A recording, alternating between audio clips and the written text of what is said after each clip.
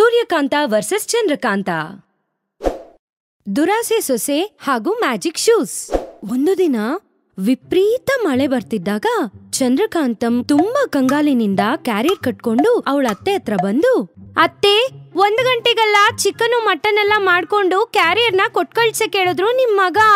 ಈಗಾಗ್ಲೇ ಟೈಮ್ 1:15 ಆಯ್ತು. ಹಸಿವನಂತೂ ತಡ್ಕೊಳ್ಳೋದೇ ಇಲ್ಲ ಅವರು. ಮಾಮೂಲಾಗಿ ಹೊಲ್ದತ್ರ ಹೋಗೋದಕ್ಕೆ ಅರ್ಧ ಗಂಟೆ ಹಿಡಿಯುತ್ತೆ. ಇದ್ರಲ್ಲಿ ಈ ಮಳೆನಲ್ಲಿ ಆ ಕೆಸ್ರಲ್ಲಿ ಹೋಗ್ಬೇಕಂದ್ರೆ 1 ಗಂಟೆ ತಾಸು ಆಗುತ್ತೆ. ನನಗೆ ತುಂಬಾ ಭಯ ಆಗ್ತಿದೆ ಅತ್ತೆ. ಯಮ್ಮ ಕೋಪದಲ್ಲಿ ಏನ್ ಮಾಡ್ತಾರೋ ಏನೋ ಅಂತ ಹೇಳಿದ್ಲು. ಸೊಸೆ ಟೆನ್ಷನ್ ನೋಡಿದ್ ಸೂರ್ಯಕಾಂತ, 1 ನಿಮಿಷ ಇರು ಅಂತ ಹೇಳಿ ಅವರ ಹಳೆ ಟ್ರಂಕ್ ಪೆಟ್ಟಿಗೆಯಿಂದ ಶೂಸ್ ತಗೊಂಬಂದು, ಇದು ಮ್ಯಾಜಿಕ್ ಶೂಸ್. ಈ ಶೂಸ್ ನ ಹಾಕೊಂಡು ನೀನ್ ಯಾವ ಪ್ಲೇಸ್ಗೆ ಹೋಗ್ಬೇಕು ಆ ಪ್ಲೇಸ್ ಹೆಸರನ್ನ ಕರೆಕ್ಟ್ ಆಗಿ ಹೇಳಿದ್ರೆ ಸಾಕು, 1 ಸೆಕೆಂಡ್ ಅಲ್ಲಿ ನೀನ್ ಅಲ್ಲಿರ್ತೀಯ. ಒಂದು ವಿಷಯ ನೆನ್ಪಿಟ್ಕೋ, ಒಂದು ಪದಾನೇನಾದ್ರೂ ಆ ಕಡೆ ಈ ಕಡೆ ತಪ್ಪಾಗಿ ಹೇಳ್ದೆ ಅಂತ ಇಟ್ಕೋ, ಎಲ್ ಕಳ್ದೋಗ್ತೀಯೋ ಗೊತ್ತಿಲ್ಲ. ಹುಷಾರು, ಬರ್ತಾ ಇದ್ದಾಗೆ ಈ ಮ್ಯಾಜಿಕ್ ಶೂಸ್ ನ ನನಗ್ ವಾಪಸ್ ಕೊಡ್ಬೇಕು. ಆ ಶೂಸ್ ನೋಡಿದ ತಕ್ಷಣ ಚಂದ್ರಕಾಂತ ಮುಖ 100 ವಾಟ್ಸ್ ಬಲ್ಬ್ ತರ ಹೊಳಿತು. ಹಾಯ್, ಮ್ಯಾಜಿಕ್ ಶೂಸ್ ಮಸ್ತ್ ಆಗಿದ್ಯಲ್ಲ ಅಂತ ಹೇಳ್ತಾ ಚಂದ್ರಕಾಂತಂ ಆ ಶೂಸ್ ನ ಹಾಕೊಂಡು ನಮ್ ಹೊಲ ಅಂತ ಹೇಳಿದ ತಕ್ಷಣನೇ ಹೊಲದ ಹತ್ರಕ್ಕೆ ಬಂದು ಅವ್ರ ಗಂಡನಿಗೆ ಕ್ಯಾರಿಯರ್ ನ ಕೊಟ್ಟು ಮತ್ತೆ ವಾಪಸ್ ಮನೆಗ್ ಬರುವಾಗ ಚಂದ್ರಕಾಂತಾಳಿಗೆ ಒಂದು ಐಡಿಯಾ ಹೊಳಿತು.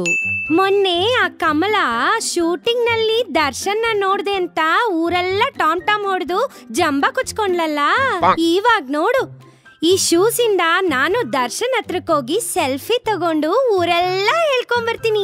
ಇವಾಗ್ಲೇ ಹಿಂಗೋಗಿ ಹಂಗ್ ಬಂದ್ಬಿಡ್ತೀನಿ, ಅತ್ತೆ ಕೂಡ ಅನುಮಾನ ಬರ್ದೇ ಇದ್ದಾಗೆ ಅಂತ ಹೇಳ್ತಾ ಒಂದು ಶಾಪ್ ಮುಂದೆ ನಡ್ಕೊಂಡ್ ಹೋಗ್ತಿದ್ದಾಗ ಆ ಶಾಪ್ ಅಲ್ಲಿದ್ದ ಟಿವಿ ಮೂಲಕ ಒಂದು ನ್ಯೂಸ್ ಕೇಳಿಸ್ತು. ಸಿನಿಮಾ ಸುದ್ದಿಯಲ್ಲಿ ಚಾಲೆಂಜಿಂಗ್ ಸ್ಟಾರ್ ದರ್ಶನ್ ಅವರು ನೆಕ್ಸ್ಟ್ ಯಾವ ಮೂವಿ ಮಾಡ್ತಿದ್ದಾರೆ ಅಂತ ತಿಳ್ಕೊಳಕ್ ಕುತೂಹಲ ಅಲ್ಲ? ಹೇಳ್ತಾ ಇದೀನಿ, ಅದು ಮಾಫಿಯಾ ಬೇಸ್ ಮೂವಿ. ಅದ ಕೇಳಿದ ತಕ್ಷಣ ಚಂದ್ರಕಾಂತ, ಇವಾಗ್ಲೇ ನಿಮ್ ಬಗ್ಗೆ ನೆನ್ಸ್ಕೊಂತಿದ್ದೆ ದರ್ಶನನ್ನ. ಮಸ್ತ್ ಸುದ್ದಿ ಇದು. ನೀವು ಪೋಖ್ರಿಯಲ್ಲಿ, ಬಾಸ್ ಅಲ್ಲಿ, ಮತ್ತೆ ಈಗ ಮಾಫಿಯಾದ ಬಗ್ಗೆ. ಈ ರೀತಿ ತುಂಬಾ ಸಂತೋಷದಿಂದ ಆ ಮ್ಯಾಜಿಕ್ ಶೂಸ್ಗೆ ಒಂದು ಸ್ಥಳದ ಹೆಸರಾದ ಮಾಫಿಯಾ ಡೆನ್ ಅನ್ನೋ ಹೆಸರನ್ನ ಹೇಳಿದ್ಲು. ಚಂದ್ರಕಾಂತ ಆಗ ತಕ್ಷಣ ಅವಳಿಗೆ ಗೊತ್ತಿಲ್ದೆ ಒಂದು ಮಾಫಿಯಾ ಡೆನ್ ಪ್ರದೇಶದಲ್ಲಿ ಪ್ರತ್ಯಕ್ಷ ಆದ್ಲು. ಆದ್ರೆ ಚಂದ್ರಕಾಂತ ಮಾತ್ರ ಚಾಲೆಂಜಿಂಗ್ ಸ್ಟಾರ್ ದರ್ಶನ್ ಮನೆಗೆ ಬಂದಿದೀವಿ ಅನ್ಕೊಂಡು, ಹಾಯ್, ಹಂಗೆ ಡಿ ಬಾಸ್ ಬಗ್ಗೆ ನೆನ್ಸ್ಕೊಂಡಿದ ತಕ್ಷಣ ಹಿಂಗೆ ಅವ್ರ ಮನೆಗೆ ಬಂದ್ಬಿಟ್ಟೆ ಅಂತ ಅನ್ಕೊಂಡು ಚಂದ್ರಕಾಂತಂ ಫುಲ್ ಹ್ಯಾಪಿಯಾಗಿ ಫೀಲ್ ಆಗ್ತಿದ್ಲು. ಆಗ ಅಲ್ಲಿ ಕುತ್ಕೊಂಡಿದ್ದ ಡಾನ್ ಸೀರಿಯಸ್ ಆಗಿ ಫೋನ್ ಅಲ್ಲಿ, ಸಾಯಂಕಾಲ ಆಗೋಷ್ಟ್ರಲ್ಲಿ ನಾನ್ ಕೇಳಿರೋ 10 ಲಕ್ಷ ನನಗ್ ತಂದ್ಕೊಡ್ದೆ ಹೋದ್ರೆ ನೀವು ಪ್ರಾಣಕ್ಕಿಂತ ಹೆಚ್ಚಾಗಿ ಪ್ರೀತಿಸೋ ನಿಮ್ಮ ರುಕೋನ ವಾಪಸ್ ಮನೆಗ್ ಬರಲ್ಲ ಅಂತ ಹೇಳಿದ ತಕ್ಷಣ ಆ ಮಾತನ್ ಕೇಳಿದ ಚಂದ್ರಕಾಂತ, ರುಕೋನಾನ? ಇದೇನ್ ಹೆಸರು? ಕೊರೋನಾ ತರ ಇದೆ. ಇಷ್ಟಕ್ಕೂ ಈ ರುಕೋನ ಯಾರಪ್ಪ ಅಂತ ಹೇಳ್ಕೊಂಡು ಆ ಕಡೆ ಈ ಕಡೆ ನೋಡಿದಾಗ ಅಲ್ಲೊಂದು ಕುರ್ಚಿ ಮೇಲೆ ಒಂದು ನಾಯಿನ ಕಟ್ಟಾಕಿದ್ರು. ಅದಕ್ಕೆ ಕಾವಲಿಗಾಗಿ 2 ರೌಡಿಗಳು ಪಕ್ಕದಲ್ಲೇ ನಿಂತಿದ್ರು. ಅದನ್ನು ನೋಡಿದ ಚಂದ್ರಕಾಂತ, ರುಕೋನ ಅಂದ್ರೆ ನಾಯಿನಾ ಅಂತ ಹೇಳ್ತಾ, ಅದು ಚಾಲೆಂಜಿಂಗ್ ಸ್ಟಾರ್ ದರ್ಶನ್ ಅವ್ರ ಮನೆಯಲ್ಲಿ ರಿಹರ್ಸಲ್ ಆಗಿರುತ್ತೆ ಅನ್ಕೊಂಡು, ಹಾಯ್, ಈ ಅಣ್ಣ ಮಸ್ತಾಗಿ ಆಕ್ಟಿಂಗ್ ಮಾಡ್ತಿದ್ದಾನೆ ಅಂತ ಟಪಟಪ ಅಂತ ಚಪ್ಪಾಳೆ ಹೊಡೆದ್ಲು. ಡಾನ್ ಹತ್ರಕ್ ಹೋಗಿ ಚಂದ್ರಕಾಂತ, ಅಣ್ಣ, ಈಗ ಈ ಸೀನ್ ಕ್ಲೈಮ್ಯಾಕ್ಸ್ ಅಲ್ಲಿ ದರ್ಶನನ್ನ ಬಂದು ನಿಮ್ಮನ್ನ 4 ಹೊಡೆದು ಈ ನಾಯಿನ ಬಿಡಿಸ್ತಾರೆ ಅಂತ ಅರ್ಥ. ಆವಾಗ ಥಿಯೇಟರ್ ಅಲ್ಲಿ ನೋಡ್ಬೇಕು, ಮಸ್ತ್ ವಿಸಿಲ್ಸ್ ಹೊಡಿತಿರ್ತಾರೆ ಅಲ್ಲ? ಆಗ ಅಲ್ಲಿದ್ದ ಹುಡುಗರು ಮತ್ತೆ ಡಾನ್ ಯಾರಿದು, ಎಲ್ಲಿಂದ ಬಂದಿರ್ಬೋದು ಅಂತ ತುಂಬಾ ಆಶ್ಚರ್ಯದಿಂದ ನೋಡ್ತಿದ್ರು. ಆದ್ರೆ ಮೆತ್ತಗೆ ಚಂದ್ರಕಾಂತ, ಡಾನ್ ಅಣ್ಣ, ದರ್ಶನ್ ಅಣ್ಣ ಮೇಲ್ಗಡೆ ಮನೇಲಿ ಏನ್ ಮಾಡ್ತಿದ್ದಾರೆ? ಜಿಮ್ ಅಲ್ಲಿದಾರಾ?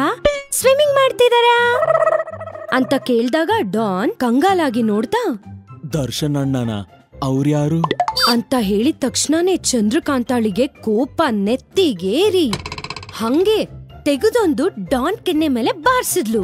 ಅವ್ರಾಕೋ ಚಿಕನ್, ಮಟನ್, ಬಿರಿಯಾನಿ ಎಲ್ಲದನ್ನು ತಿಂದು ಚೆನ್ನಾಗಿ ದೇಹ ಬೆಳೆಸ್ಕೊಂಡು ಅವ್ರ ಮನೇಲೆ ರಿಹರ್ಸಲ್ ಮಾಡ್ಕೊಂಡು ಚಾಲೆಂಜಿಂಗ್ ಸ್ಟಾರ್ ದರ್ಶನ್ ಯಾರು ಅಂತ ಕೇಳ್ತೀಯಾ ಅಂತ ಮತ್ತೆ ತೆಗೆದೊಂದ್ ಬಿಟ್ಲು. ಆಗ ಅಲ್ಲಿದ್ದ ಹುಡುಗರಲ್ಲಿ ಒಬ್ಬ, ಅಮ್ಮ, ಇವ್ರು ಯಾರೋ ಮಫ್ತಿಯಲ್ಲಿರೋ ಪೊಲೀಸ್ ಆಫೀಸರ್ ಇದ್ದಂಗಿದ್ದಾಳಮ್ಮ. ಅಣ್ಣನ್ನೇ ಎಳ್ದು ಬಡಿತಿದ್ದಾಳೆ ಅಂದ್ರೆ ಇನ್ನು ನಾವ್ಯಾ ಲೆಕ್ಕ? ಓಡಗಣ ನಡಿಯೋ. ಅಂತ ಹೇಳ್ತಾ ಅವ್ರಿಬ್ರು ಓಡೋದ್ರು. ಕೋಪ ಬಂದ ಡಾನ್, ನಿನಗೆ ಈ ತರ ಅರ್ಥ ಆಗಲ್ಲ ಕಣೆ, ನಿನ್ ಕತೆ ಮುಗಿಸ್ತೀನಿರು, ನನ್ ಗನ್ನೆಲ್ಲಿ, ಗನ್ ಗನ್ ಅಂತ ಹುಡುಕ್ತಿದ್ದಾಗ ಸ್ವಲ್ಪ ದೂರದಲ್ಲಿ ಟೇಬಲ್ ಮೇಲೆ ಗನ್ ಇತ್ತು. ಅದನ್ ತಗೊಳ್ಳೋದಕ್ಕೋಸ್ಕರ ಆ ಡಾನ್ ಹೋಗ್ತಿದ್ದಾಗ ಅದನ್ನು ನೋಡಿದ ಚಂದ್ರಕಾಂತ ಗನ್ ಹತ್ರಕ್ಕೆ ಅಂತ ಹೇಳಿದ್ಲು. ತಕ್ಷಣವೇ ಮ್ಯಾಜಿಕ್ ಶೂಸ್ ಅಲ್ಲಿದ್ದ ಚಂದ್ರಕಾಂತ ಗನ್ ಇದ್ದ ಟೇಬಲ್ ಹತ್ರಕ್ಕೆ ಬಂದ್ಲು. ಗನ್ ತಗೊಂಡು, ಹಾಯ್, ಇದ್ ನೋಡಕ್ಕೆ ಸಿನಿಮಾದಲ್ಲಿರೋ ಗನ್ ತರನೇ ಇದೆಯಲ್ಲ, ನಂಗ್ ಯಾವಾಗ್ಲಿಂದಾನೋ ಡಿಶುಮ್ ಡಿಶುಮ್ ಅಂತ ಸುಡ್ಬೇಕಂತ ಆಸೆ, ಆದ್ರೆ ಇದನ್ ಹೆಂಗ್ ಸುಡ್ಬೇಕಪ್ಪ? ಅಕ್ಕೋ, ಅದು ನಿಜವಾದ ಗನ್ ಕಣೆ, ಅದನ್ನ ಏನು ಮಾಡ್ಬೇಡ, ನಿನ್ ಕೈ ಮುಗಿತೀನಿ ಅಂತ ಹೇಳ್ತಿದ್ದಾಗೆ ಗಾಳಿಗೆ ಒಂದು ಬುಲೆಟ್ ನ ಸುಟ್ಟು, ಹಾಯ್, ನಂಗ್ ಸುಡಕ್ ಬಂದ್ಬಿಡ್ತಪ್ಪ ಅಂತ ಹೇಳ್ದಾಗ ಡಾನ್ ತುಂಬಾ ಟೆನ್ಷನ್ ಆದ. ಚಂದ್ರಕಾಂತ ಆ ನಾಯಿ ಹತ್ರಕ್ ಬಂದು, ಪಾಪ, ಈ ನಾಯಿ ಏನ್ ಮಾಡಿತ್ತೋ ನಿಂಗೆ ಅಂತ ಹೇಳ್ತಾ ಅದ್ರ ಕಟ್ಟನ್ನ ಬಿಚ್ಚಿ ನಾಯಿ ಕೂಡ ಥ್ಯಾಂಕ್ಸ್ ಅನ್ನೋ ತರ ನೋಡಿ ಡಾನ್ಗೆ ಅವಮಾನ ಮಾಡ್ತು. ಅದ್ರಲ್ಲಿ ಇನ್ನ 2 ಬುಲೆಟ್ಗಳಿದಾವೆ, ಶೂಟ್ ಮಾಡ್ಬೇಡ, ಅದು ಒರಿಜಿನಲ್ ಗನ್ನು ಅಂತ ಹೇಳ್ತಾ ಭಯದಿಂದ ಮೈಯೆಲ್ಲ ನಡ್ಗಿ ಮನಸ್ಸೊಳಗೆ ಇವಳು ಒಂಥರ ಹುಚ್ಚಿ, ಯಾವ ಕಡೆ ಶೂಟ್ ಮಾಡ್ತಾಳು ಏನೋ ಅಂತ ಕಂಗಾಲಾಗಿ ಹೇಗಾದ್ರೂ ಇವಳನ್ನ ಏಮಾರ್ಸ್ಬೇಕಂತ ಪ್ಲಾನ್ ಮಾಡಿ ಡಾನ್, ಅಕ್ಕ ಆ ಪಾಟ್ನ ಶೂಟ್ ಮಾಡು ನೋಡೋಣ ಅಂತ ಹೇಳಿದ ತಕ್ಷಣ ಮಡಕೆನ ಶೂಟ್ ಮಾಡಿದ್ಲು.